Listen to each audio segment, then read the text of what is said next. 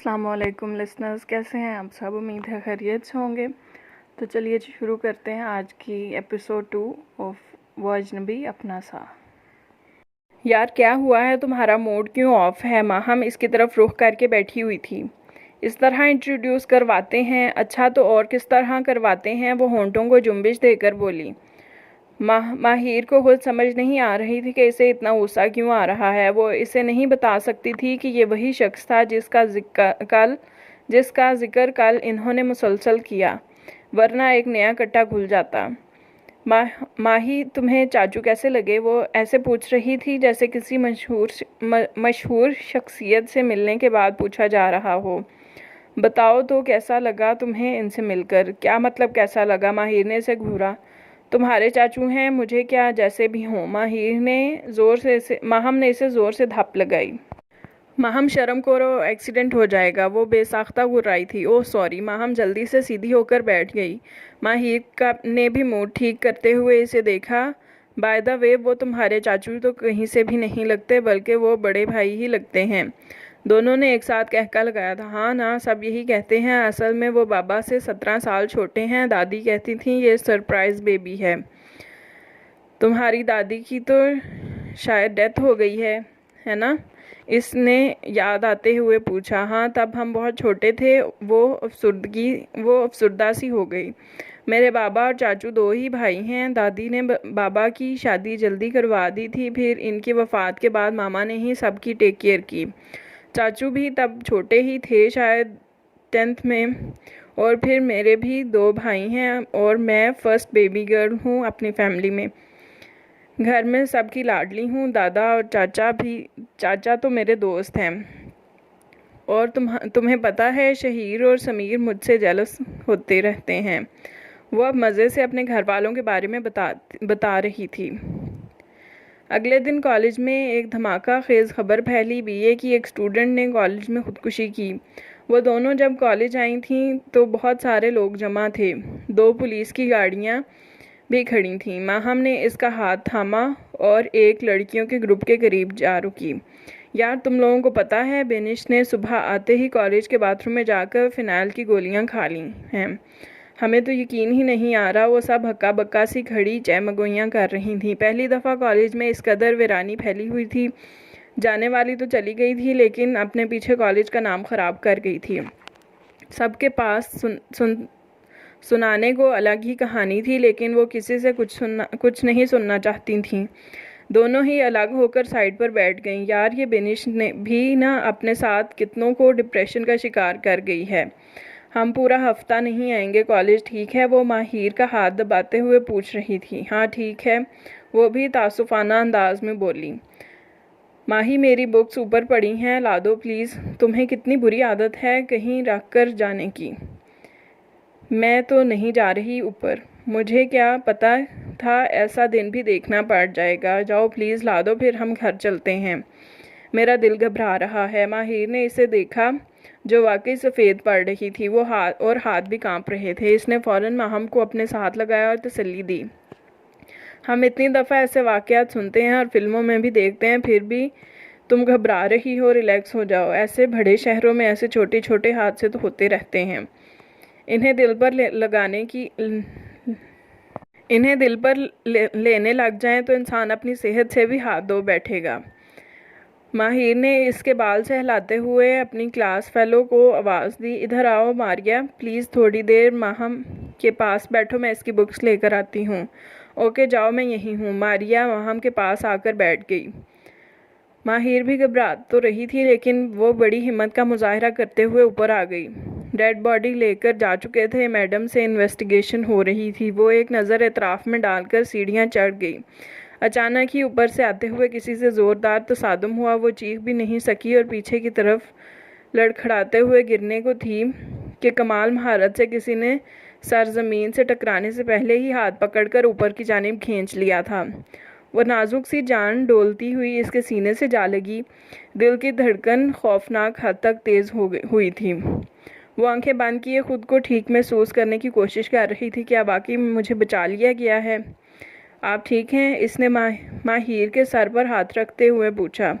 ये आवाज़ तो जानी पहचानी सी थी। माहिर ने तहय्युर बेयकीनी के आलम में बेसाख्ता सर ऊपर उठाकर देखा तो वो इर्तज़ा सिकंदर था। आप ठीक हैं? वो इस पर झुका नरमी से देख रहा था। वो सराइयत से रेलिंग पकड़ते हुए पीछे हुई। संभल कर, कॉलेज वालों के लिए आज एक ही हादसा काफ़ी है, वो ज़ोमानी लहजे में बोला था। माहिर ने गहरा सांस लेकर इसे देखा। आसपास से गुजरते हुए सब एक नज़र इन पर डालकर गुजर रहे थे। आप यहाँ क्या कर रहे हैं? माहिर ने हैरानी से पूछा। कभी तो कोई और सवाल भी पूछ लिया करें। वो इससे एक सीढ़ी ऊपर वाली पर खड़ा था। वैसे कमाल है, आप इतनी टेंशन में भी आपने मेरी ज़हनी थकन दूर कर दी है। इर्तज़ा इसे अपनी निगाहों के इशार में लिए हुए था। माहिर को समझ नहीं आई कि इसकी बात पर क्या रिएक्ट करे। सर, हमारा काम मुकम्मल हो गया है, पीछे पुलिस की वर्दी में कांस्टेबल ने सल्यूट मारकर बताया। ठीक है, तुम ये फाइल मेरे ऑफिस में पहुंचाओ और बाकी सबसे भी कहो जाएं वापस पुलिस स्टेशन। वो इसे अपने रोबदार लहजे में हुक्म दे रहा था। माहिर भी वहीं खड़ी थी। क्यों खड़ी थी अभी तक वहाँ, ये वो भी खुद भी नहीं जानती थी। कांस्टेबल यस सर कहकर जाने लगा तो इर्तज़ा ने फिर रोका। मैं थोड़ी देर तक आऊँगा, तुम लड़की के बाप का इंतज़ार करो, वो आए तो फ़ौरन ख़बर देना मुझे। ठीक है सर। वो हाथ में फ़ाइल संभालता हुआ चला गया तो इर्तज़ा इसकी तरफ मुड़ा। मैं हूँ डीपीओ इर्तज़ा सिकंदर। इसने सर को थोड़ा खम दिया। खुद यहाँ इन्वेस्टिगेशन करने के लिए आया हूँ और वर्दी ना पहनने की वजह भी यहाँ जल्दी में आना था। वो अपनी तरफ इशारा करते हुए बड़ी तफसील से जवाब दे रहा था। माहिर उंगलियां मड़ोड़ती हुए इसे देखने लगी। ब्लैक जैकेट और ब्लैक ही पैंट पहने हुए वो कल की निस्बत बहुत संजीदा लग रहा था। माहम किधर है? इर्तज़ा ने इधर उधर देखते हुए पूछा। वो बाहर है, मैं इसकी बुक्स लेने आई हूँ, आप मेरे साथ वहाँ तक आएंगे? वो ठहर ठहर कर बोल रही थी जैसे अकेले जाने से डर रही हो। आप डरे नहीं, आ जाएं। यकीनन माहम भी डर रही होगी। इर्तज़ा इसकी उंगलियां मरोड़ने के अंदाज पर ही समझ गया था। बड़ी नरमी से कहा और आगे चलने का इशारा भी किया। जी, हमें तो पता ही नहीं था, वरना आज हम आती ही ना। वो इसके साथ चलते हुए होंठ चबाते हुए बोल रही थी, जैसे ये तो बहुत अच्छा हल निकाला है आपने। और क्या करें, इतनी वहशत फैली हुई है कॉलेज में। इसने एक तायराना नज़र डाली। फिज़ा बदलते हुए देर नहीं लगती। इस मरहुमा ने अपने लिए गलत जगह का इंतखाब किया। इर्तज़ा ने एक गहरी निगाह इसकी तरफ डाली। वो अपनी और माहम की मुश्तरका कैबिन में से बुक्स ले चुकी थी। इर्तज़ा को कुछ याद आया। बाबा कैसे हैं आपके? माहिर ने चौंक कर इसकी तरफ देखा, यानी ये भूला नहीं था। इसे न जाने क्यों अच्छा लगा था इसका यूं बाबा के बारे में पूछना। ठीक है वो, और आपके बाजू का ज़ख्म कैसा है? वो भी हैरान होते हुए मुस्कुराकर बोला, यानी इस दिन आपके कान मेरी कॉल पर ही लगे हुए थे। वो सटपटा सी गई। नहीं, वो गाड़ी की सीट पर काफ़ी ब्लड लगा हुआ था, इसलिए मुझे अंदाज़ा हुआ कि आप ज़ख्मी थे। इसने नज़रें चुराकर तफसीली जवाब दिया। हाँ, ये ज़ख्म तो अब मेरी जॉब का हिस्सा है। वो हम कदम चलते हुए माहम के पास आ गए। किसी मकनातीसी कशिश की सूरत में बहुत सारी लड़कियां इनके इर्द गिर्द इकट्ठी होने लगी थीं। कुछ तो इर्तज़ा को देखकर बेतकल्लुफ़ होने की कोशिश करती रही थीं। यार ये तो लेडीज़ किलर है। पुरशोख कह कहे सोग का मंजर भूल चुके थे वो। इतनी जल्दी तो इंसान मरता नहीं है जितनी जल्दी लोग इसे भूल जाते हैं। अजीब नज़रें थीं, या शायद माहिर कुछ ज़्यादा ही महसूस कर रही थी। सर मोड़कर इर्तज़ा को देखा, लेकिन वो इस पूरे मजमे में भी सिर्फ इन दो लड़कियों पर निगाहें जमाए हुए था। झुककर इसने माहम के सर पर हाथ फेरा। माहम, तुम ठीक हो? वो इसे देखते हुए तड़प कर गले लगी थी। ये देखकर सबके मुँह ही खुल गए थे। माही, ये माहम के भाई हैं? पीछे खड़ी क्लास फेलो ने तजस्सुस से पूछा। इसने बस घूरने पर इत्तफाक किया। आप यहाँ? माहम का मूड भी इसे देखकर बदल गया। खुशी से चहकने लगी। हाँ, यहाँ इतना बड़ा कारनामा जो हुआ है। चलो आओ, मैं तुम लोगों को छोड़ दूँ। वो भी अपने ऊपर हर तरह की निगाहें जमे हुए महसूस कर रहा था। सबको इग्नोर करते हुए वो इन दोनों से कहा।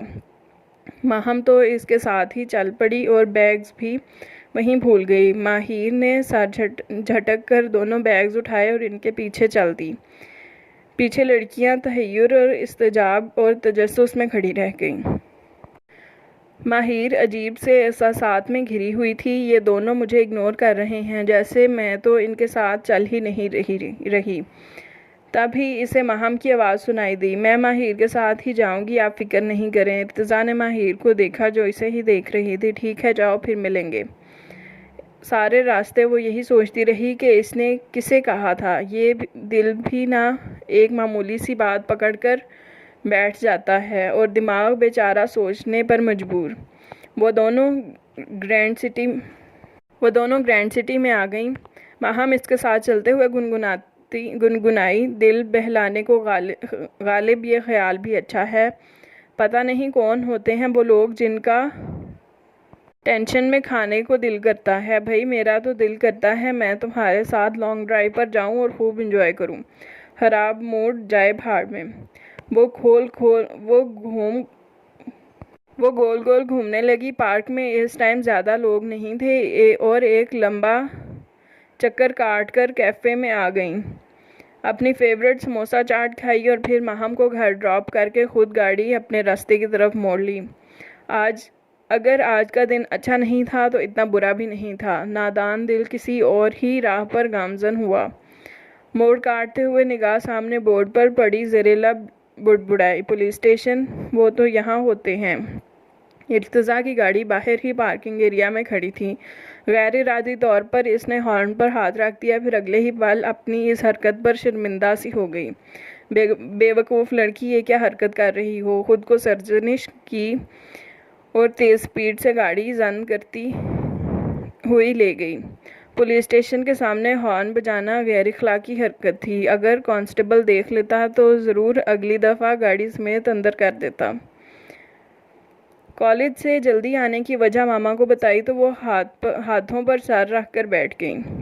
कैसा ज़माना आ गया है, अल्लाह सबकी हिफाजत फरमाए शैतान मरदूद से। मामा ज़माने को बुरा भला नहीं कहते। ज़माना खुद कुछ नहीं कर सकता और ना ही खुद बदल सकता है। सब तसर्रुफ़ात अल्लाह ही के कब्ज़े में है। इंसान तो अपने हाथों से अपनी जान पर जुल्म करते हैं। सूरह यूसुफ में अल्लाह ताला इतने प्यार से फरमाते हैं, अल्लाह तो लोगों पर कुछ जुल्म नहीं करता, लेकिन लोग ही अपने आप पर जुल्म करते हैं। मामा आपको पता है जब तक ज़िंदगी है तब तक मोहलत है। अल्लाह ताला ने हमारे लिए पलटने का रास्ता रखा है, इसलिए जब तक सांस चल रही है वापसी का दरवाज़ा खुला हुआ है। अल्लाह ताला जानते थे कि इनके बंदे डिप्रेशन का शिकार होंगे, इसीलिए तो अल्लाह ने कुरान मजीद को रूह की ग़िज़ा बनाया। अगर हम अपने जिस्म को रूह की ग़िज़ा से ही महरूम रखेंगे तो मुर्दा हो जाएंगे और फिर तो डिप्रेशन और हराम मौत ही इंसान को घेर लेगी।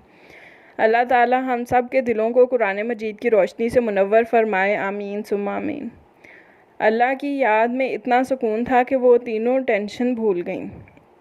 नसरीन लहसुन छील रही थी, माहिर ने भी साथ हेल्प की।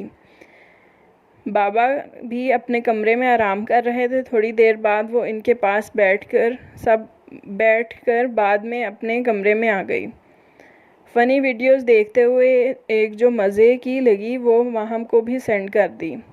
इसका फ़ौरन रिप्लाई आया, कल मेरी तरफ आ जाना, मैं अकेले घर में बोर नहीं होना चाहती। माहिर ने मैसेज रीड करके कॉल मिला ली। माहम, हर दफ़ा मैं ही जाती हूँ तुम्हारी तरफ, इस दफ़ा तुम आ जाओ ना हमारे घर। माही, ना मेरे पास गाड़ी है और ना चचा और बाबा फ्री हैं, इसलिए तुम आ जाना प्लीज़। वो इल्तिजाइया लहजे में बोली। अच्छा ठीक है, अब रखो फ़ोन, इसने नखुवत से कहा। अरे मैडम, फ़ोन आपने किया है तो बंद करने की जहमत भी खुद करो। वो भी चटकी।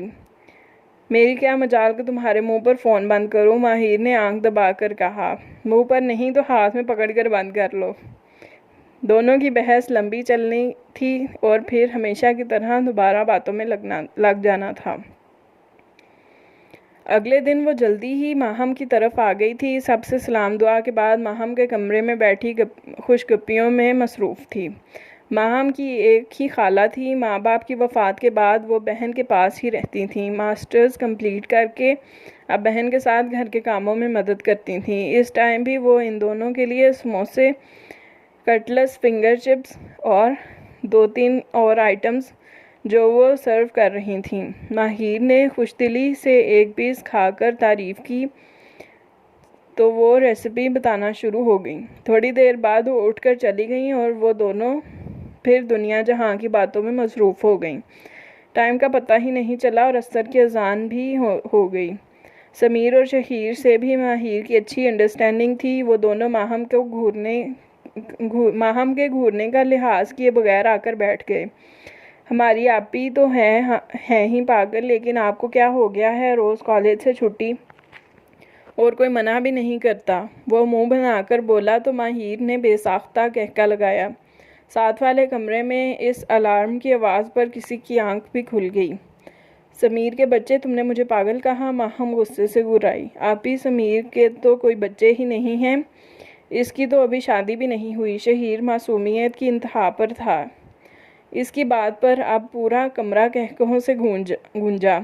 यार क्या चीज़ हैं ये दोनों? माहिर ने हंसी रोकते हुए सुर्ख मुंह से इन दोनों की तरफ देखा। माही, ये चीज़ नहीं, चीज़ें हैं, वो भी गंदी चीज़ें जिनका ना मज़ा और ना स्वाद। वो दोनों अपनी जगह पर उछल कर रह गए। आपको शर्म आनी चाहिए, मासूम बच्चों पर हंस रही हैं। समीर गुस्से से तिल मिलाया। मासूम बच्चे किधर हैं? माहिर ने मसनूई संजीदगी से इधर उधर देखते हुए पूछा और फिर उछलकर अपनी तरफ इशारा करते हुए बोला, हम हैं और कौन? माहम बरजस्ता बोली, झूठे ना हो तो मासूम हो और तुम ना तो मासूम हो और ना ही बच्चे। चलो उठो, निकलो मेरे कमरे से बाहर। वो बाकायदा उठकर इन्हें धक्के देकर निकाल रही थी। हमें भी कोई शौक़ नहीं है आपके कमरे में बैठने का, हम तो बस ये देखने आए थे कि दो पागल एक साथ मिलकर बैठें तो कैसे लगते हैं। वो कहकर रुके नहीं थे, भाग गए थे। और पीछे पीछे माहम भी। वो सोफ़े पर बैठी इसकी आखिरी बात पर